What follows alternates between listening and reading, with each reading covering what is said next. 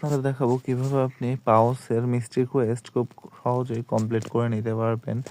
দেখুন, মিস্ট্রি কোয়েস্টে নতুন একটি টাস্ক দিয়েছে যেখানে আপনি খুব সহজেই ৭,০০০ পয়েন্ট আর্ন করে নিতে পারেন। এর জন্য আপনাকে বেশি কিছু কষ্ট করতে হবে না। তো আপনাকে ডিসপ্লেতে এই টাস্ক সেকশনে এসে নিচের দিকে স্ক্রল করতে হবে। তো ২ আঙ্গুল দিয়ে এভাবে আপনি